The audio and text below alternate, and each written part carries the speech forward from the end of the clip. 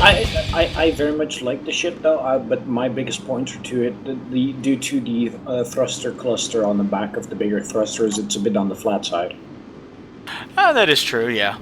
I can see it. I like the design of the underbelly, which I also took from my Fenris Corvette. How like the thrusters are on the side, and then the belly thrusters are recessed into the ship. Maybe look underneath.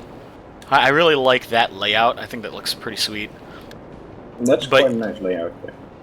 But yeah, the top's a little flat too. But to cover up the battery, I had to kind of extend, like you see, like the top of the wings. I got a little design here. It's about the best I could come up with and still cover the batteries. Sorry, my stupid mic's still in the fritz. Ah. And then it's also set up so that I'm going to aim it outward. You can either select the rockets and it shoots the two, or you can alternate. Alright. Yeah, which, oops, don't mess with me, microphone. I could hear it.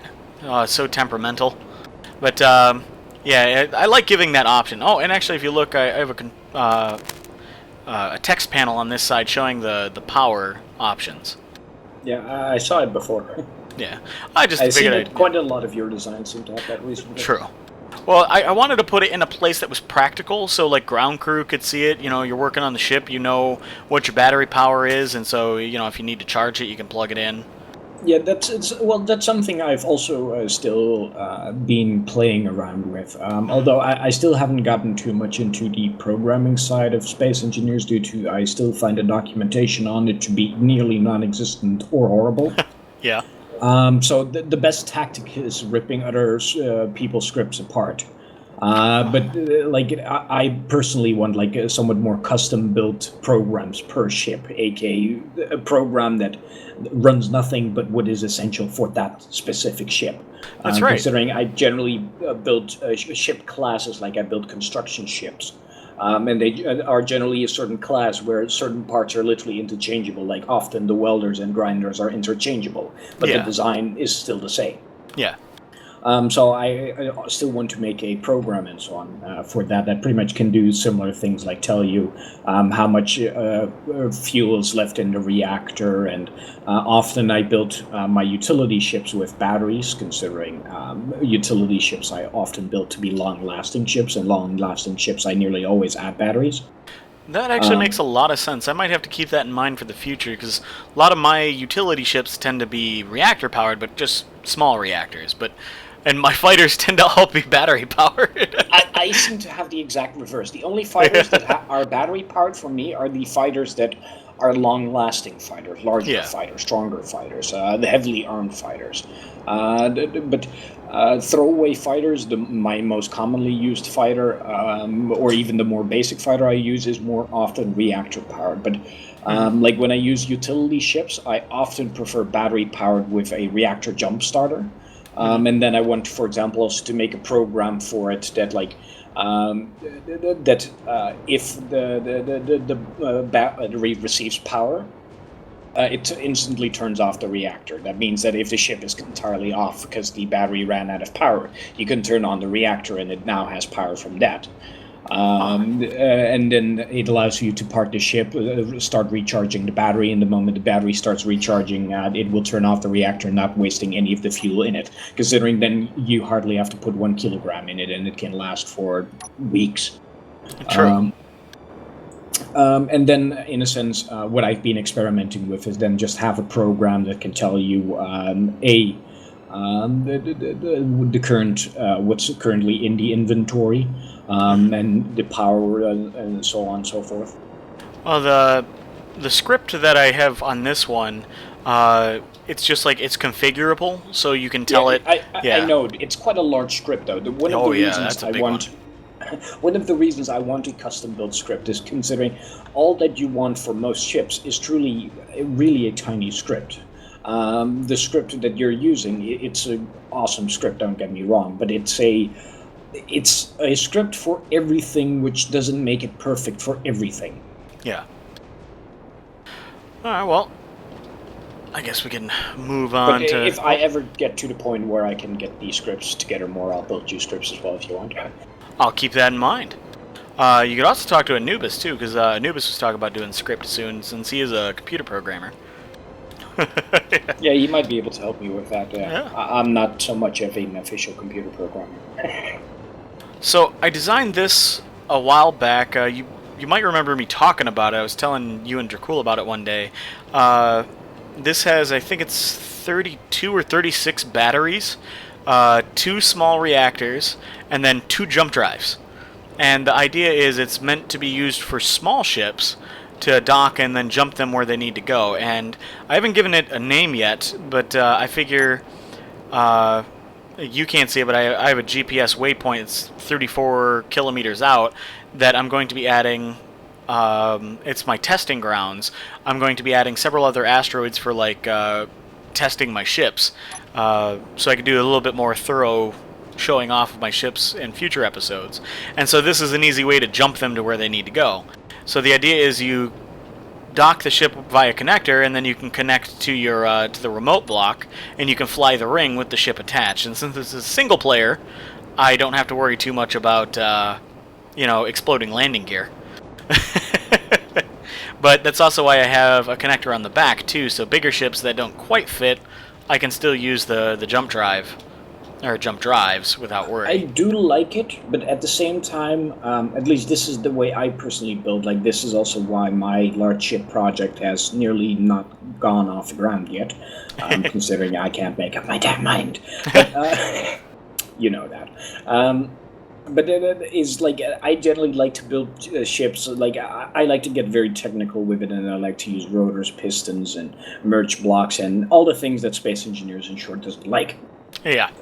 And generally, like, one of the things I would do is, like, I would build, like, for example, if I would build a large ship, I would build it in such a way that something like this could be detached from it and then to move smaller ships. Because, like, the one point I would have about this ring is it's quite large and it's something you have to lug around. Well, that's the thing. Like, I mean, it doesn't fly or maneuver all too well. But it's not supposed to. I mean, all it's meant for is for its jump drives. Get it in the general area of where you want your small ships, and then you fly your small ships from it. That's it. It's just a ferry. That's it. It has no other purpose. Well, that I understand. I'm just more talking about, like, I would build a larger ship that already includes that purpose. Oh, yeah, I get what you mean. So, but, I mean, this is all I need. I don't need a bigger ship. So, otherwise, it wouldn't have... suggestions, though. Yeah? Put solar panels on these things. Oh, you're right. Oh, you are so right. It also gets power back again. Of course. They make the solar panels such weird... It's 2 across, but it's 4 long, so it kind of covers up a little bit. See, look at that. It's a little off, yeah. I can make adjustments, but I do agree with you. I'm still going to put them on here. Maybe it's interesting if you could like raise the level 1 so it does become 4. Then you can also make this part double-sided, having the tube in between where you can store the oxygen and the tubing. And then on both sides you can have connectors. True. Well, I mean, I still could put connectors on the underside. I mean, it's space. It doesn't have to be on one side. Well, yeah, I know, but I generally like to somewhat center things. So my point is somewhat more like, if you would make this one on the bottom side, for example, one longer, then you could add connectors here as well, and then you would get a more centered effect as well. That is true. I'll have to do that on my next design. I might keep this one as is, but I wouldn't mind making like a larger one, because that one would be a bit bigger, and I could fit more ships into it.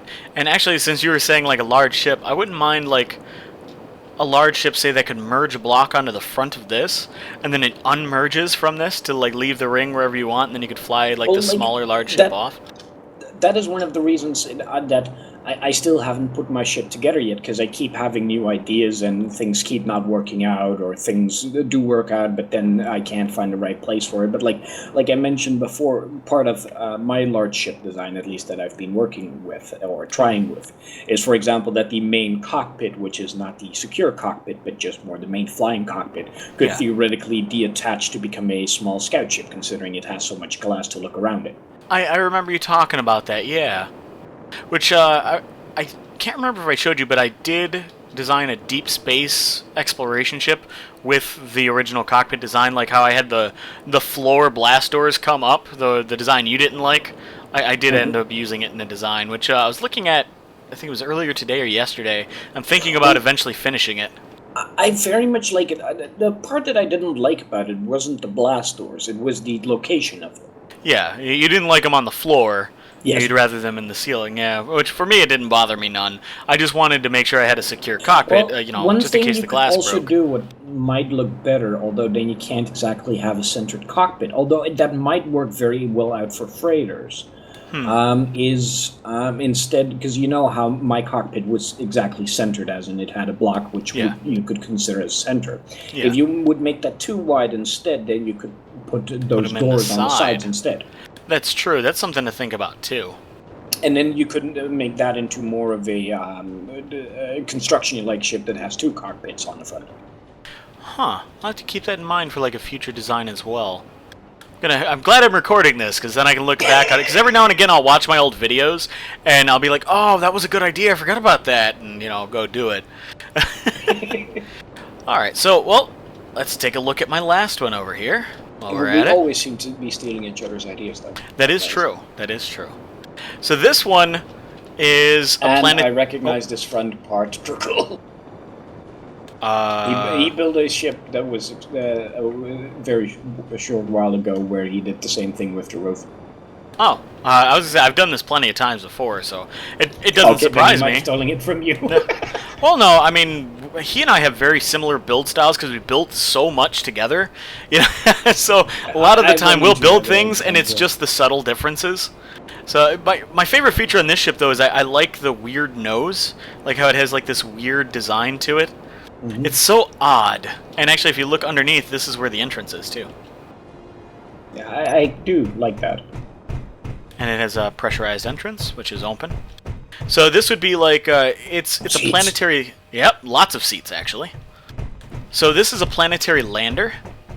It has one large cargo container, and it has 4 large thrusters on the bottom for landing. And I've used it in 1G natural gravity, and it hovers. What do you think about this deck? I put a lot of design time in this deck. This is the crew quarters. I quite like it. I personally am less of a fan, though, of, like, I know what you know or are using this for, like, bunk beds, right? Yep. The only thing I always have is, like, I want them to be usable, otherwise, right? At least some sort of more purpose. Otherwise, I feel like I could also use that space for something else that is usable. I understand. It's just, again, it's an aesthetic thing. I do very much like how you did it, though, considering I very much like that the container boxers are in between, and yeah. Yeah, that is a cool thing. They're not conveyed, so you could, like, individually own them. Oh, well, Mike, always sleeping on the job. Well, that's actually, like, when I was testing out the room for my large ship design, all the cargo containers in the rooms are also not conveyed. Like, they're intended to be personal owned. Yeah. So then you could own them, and actually, with that being the case, people can't see what's in them. So this is the other thing I like. I like this big open cockpit. Like, even from, like, the seats back here, like, you can still see a lot. It's pretty nice. I always like cockpits like this. That's also, like, why I've had other ships designs that also had similar features like this roof. Mm-hmm. Well, and this isn't a combat ship. It does have a Gatling turret on top, but it's more for self-defense once you've landed on a planet. Every ship needs a Gatling turret that is somewhat of this size, at least. Yeah. If you ask me. And then on the bottom is the only conveyor to the ship. And when it's landed, there's a 1 block difference between the conveyor and the ground, so it's still easily accessible by hand. And then in space, it's also easily accessible, to fly under it and dock with it. The other cool thing is if there's like a planetary base or whatever, you land on it, you can dock with an actual base. You can have a connector on the bottom and just bam. But right now, with the way Space Engineers is, no matter how softly I try to land, the landing gear explodes on impact. So, with how big and heavy the ship is, it's about 1,000,000 kilograms. Yeah, it's simply the moment it touches the things, it's just like, oh, 1,000,000 kilograms, boom. Yeah, so hopefully Keen Software House will fix that. I also like the layout I have of the engines. I like how I shaped around it. I think that's interesting. I've always said that Keen Software House should fix the landing gears that no one can use to land with. That's true. That's very true. Even if, I don't know, my other thing is I would like to see, say, a 1x1x1 block square that extends out into a landing gear. That's retractable like the airtight doors. And so you could have a 1 block that retracts, so you can have retractable landing gear that doesn't shake and blow up when you fly. I also would very much like retractable landing gears, but in general I would like very much more possible variation in landing gear, because even the way these landing gears look, they're almost, these parts here almost look like they should be able to rotate. Yeah, I see what you mean. Well, these look like heavy-duty landing gear. This is what you expect to put a heavy load on. There's a mod for smaller landing gear because these are 1 block wide and then they're 3x3. The one, it's 3x2. I'm sorry. The ones I've seen are actually 2x2, and so you can. It's flat on the back, and they're really cool looking too, and they look more utility worthy. They're not as strong, but they're smaller, so it's a variation would be nice. Yeah, I would like much more variation in the landing gears, because I can there are only a few ship designs I've had where landing gears looked real good on, in my opinion, at least the way how I design. Yeah. But due to the general things that landing gears do, I've generally tried to avoid them at all costs. Yeah. So, yeah, I'm pretty happy with this ship, though. Like I said, the general idea is this would be you spot a planet, this thing would be loaded up with everything you need for a base in the large cargo container for a starting base. You land it, and this is your starting point for building a base and all that, or for transporting from surface to orbit or orbit to surface to, get whatever parts you need down or up to the planet. So hopefully this will be usable once planets come out. Otherwise, I'm just going to have an exploding landing gear problem the whole time. But with small ships, I realize for the most part, landing gear don't have a problem. It's just with the big ships. And I know a lot of people want fucking landing ships right now. They want to be able to land big ships on planets, and this isn't even that big of a ship. Honestly, I'd still prefer being able to properly fly big ships and walk on them instead of just being able to land them, to be brutally honest. Well, in single player, I've realized it seems to be much better. In single player, it has massively improved. That argument there. Because even in single player, it was pretty bad for a while. You couldn't do shit on ships. It used to be so brilliant in Space Engineers, in the very, very beginning, of Space Engineers, when pretty much you had blocks, thrusters in the cockpit, and that was about it. Yeah. And reactors. We had reactors, but that's literally it. You could literally go max speed on a ship, going sideways in circles, how you glide sideways. Yeah. And you could leave the cockpit and just walk around, and your ship would just going straight, partially forward, partially sideways, and you wouldn't have the issue where it would force your camera into a certain direction at all. The gravity would just properly stay on it. But apparently, due to how the gravity fields work, that caused issues if two gravity fields intersected, and apparently some people crashed, so they changed it. The change solved the bug, but it created all the others. Yeah, and I remember old videos I seen. This guy had made, it was before grinders had came out for ships.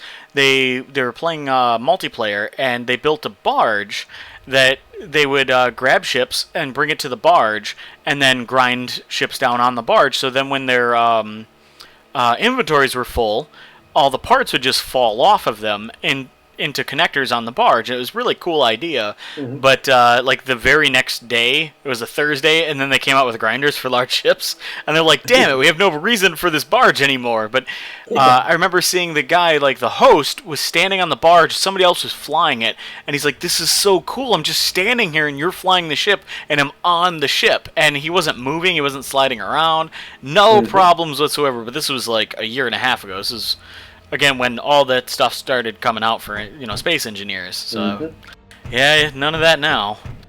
Yeah, like large ships, I would love to use large ship much more, but especially on servers, they're so unusable considering no one can walk on them. And I do like the jump drive again, but again, I think the jump drive should jump everything that is walking in it as well. Yeah, I understand that. That would probably be really hard to do from a program standpoint, so I imagine that's probably what they did. I don't entirely think so. Honestly, I'm not a programmer, so I'm detecting a block connection. Like, if you come here, like, to tell a game to tell the difference between this floating animation and this falling animation and the standing animation, is the game already knows I'm standing on a surface. It knows which surface I'm standing on. So it can now already calculate me in perspective to the surface.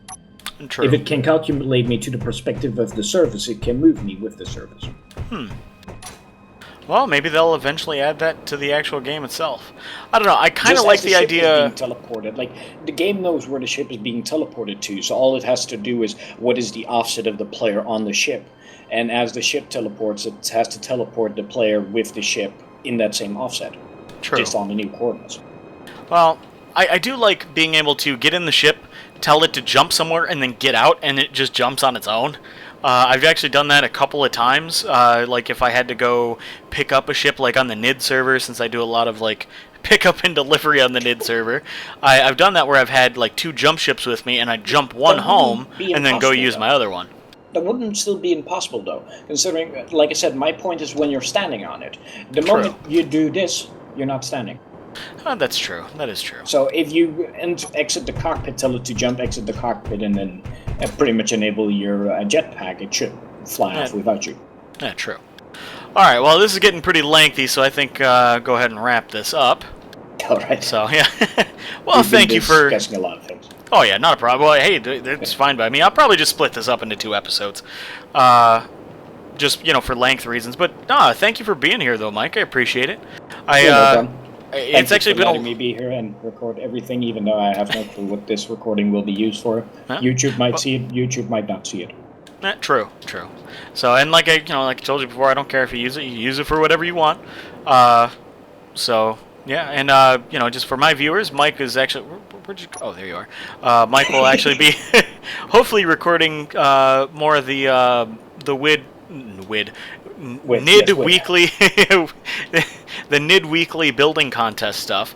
Since Boris' schedule is off, being as he's on Australian time, and Mike here is on Dutch time, it's it's quite different. So hopefully Mike will be recording that stuff soon, which I also said I'd help with, like with cameraman stuff and flying around. So it's just my schedule is so bad compared to everybody. Even no microphone, don't be a jerk. Sorry. Even to everyone else's, like I'm up at night, and for you it's morning time, right? Yes. Yeah. So yeah, I'm lucky that you happen to be awake.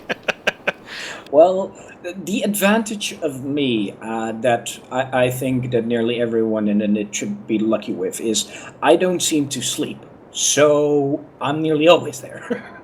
That's true. Like, well, I will notice, like, sometimes you're off for, like 6 or 8 hours or so, but then usually you happen to pop back on like TS or something like that. So, all right. Well, like I said, I'm gonna go ahead and wrap this up. So, if my mic will let me. So, if you guys like the series, please hit the subscribe button. If you like the episode, hit the like button. Thank you guys so much. I'll see you guys next time. Bye. Yeah.